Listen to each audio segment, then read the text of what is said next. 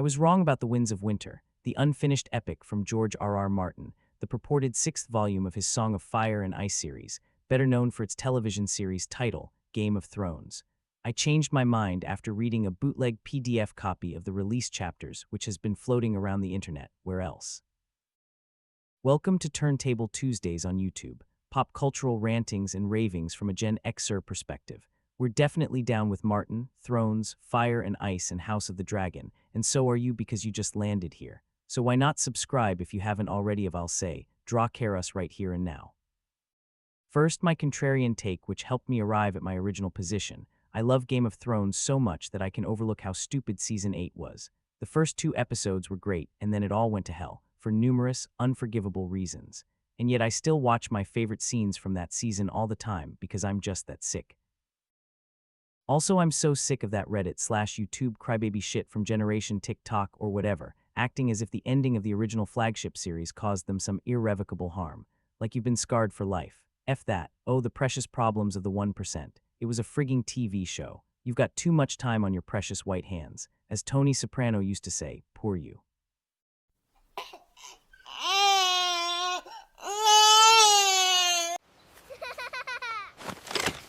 Hey! You kids get off my lawn right now! And don't ever let me see you back here again! I was so anti that crowd that I was like, whatever therefore I'm against. I was like, poor Mr. Martin. Those ungrateful idiots are so bitter about the show they've turned on you and keep complaining about your inability to finish the literary series, the scourge of social media. It's ruined everything. Ruined the way people think and act. Don't finish the book, don't finish the series. They're spoiled and ungrateful, and you don't owe them anything. But then during the COVID years, I had a major health crisis, not related to COVID. My life was severely disrupted. I was in and out of hospitals. I had surgeries and procedures, but I had even more time to read, which I have always loved.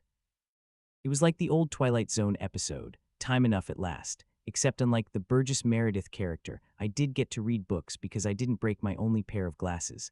So I decided I would finally read all of George R.R. Martin's Song of Ice and Fire, all 5 volumes so far.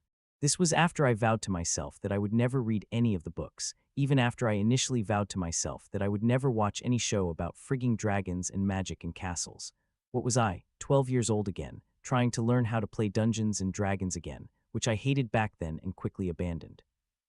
Forget it, then one bored night I stumbled upon maybe an episode from season 4 or 5 and was instantly hooked.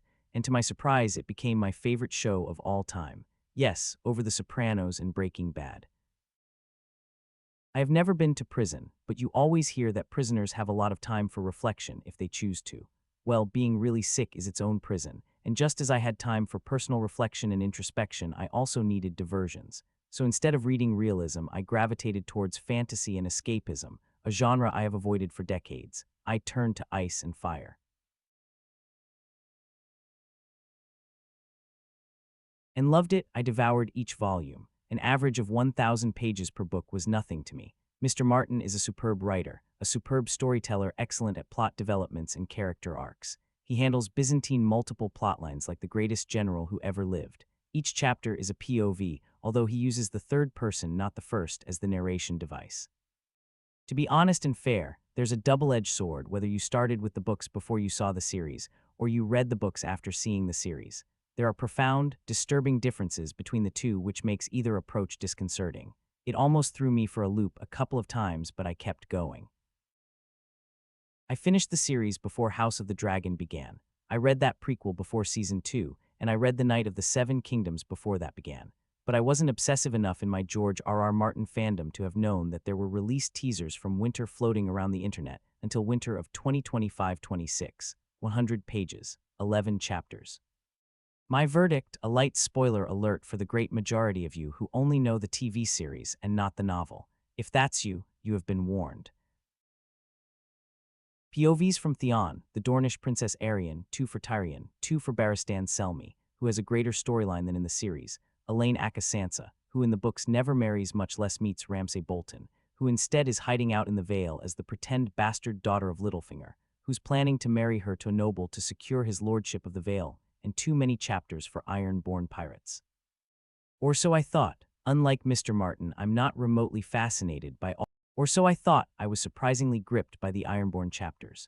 Theon is a redeemed villain in the series, which unfortunately diminished the all-out full-throttle depths of Euron's sadism across the books. And in 2 chapters here, Euron's penchant for brothericide remains unparalleled, as well as his tormenting his crew. The literary Euron is like the Caligula of pirates, which again is absent from the show.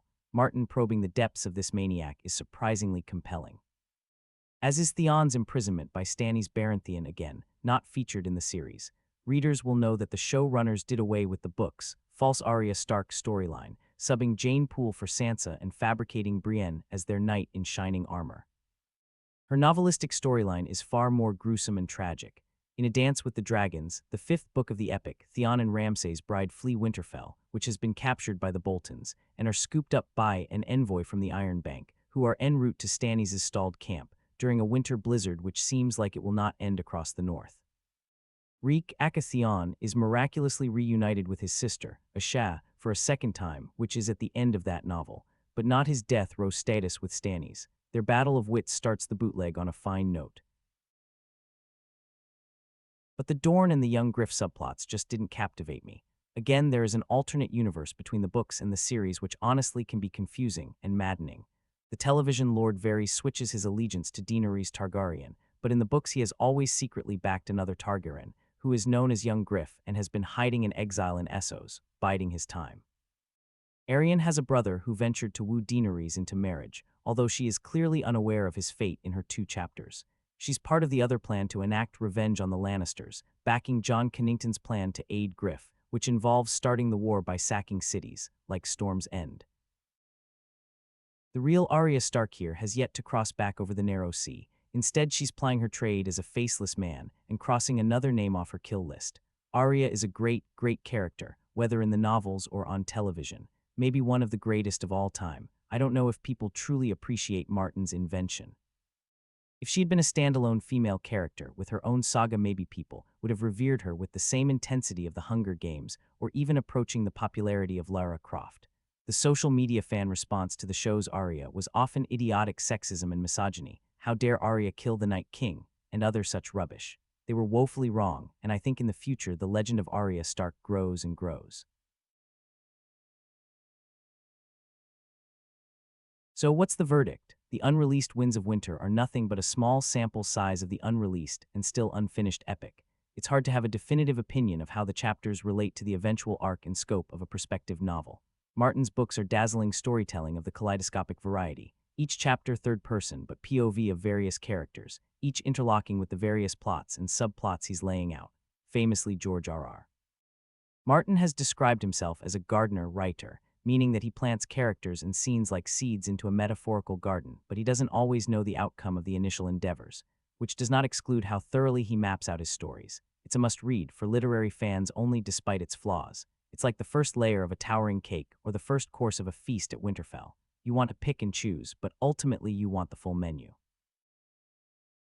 As I was finishing up the video, Mr. Martin updated his Not a Blog WordPress on August the 3rd of 2026, his first post since February the 19th. It was short, open yet terse, and sure to plunge many of his exasperated fans into despair. Martin alluded to a year pockmarked by sadness, even depression, the loss of friends, and the approach of his 78th birthday. He didn't mention completing the book. Online people have tried to claim that Martin's tagline, "There's always next year," was a reference to the status of the Winds of Winter being completed and published surely in 2027. But that's a blatant lie. The line was a reference to his disappointment of the series A Knight of the Seven Kingdoms not receiving Emmy nominations in the acting category, although it's up for Best Drama.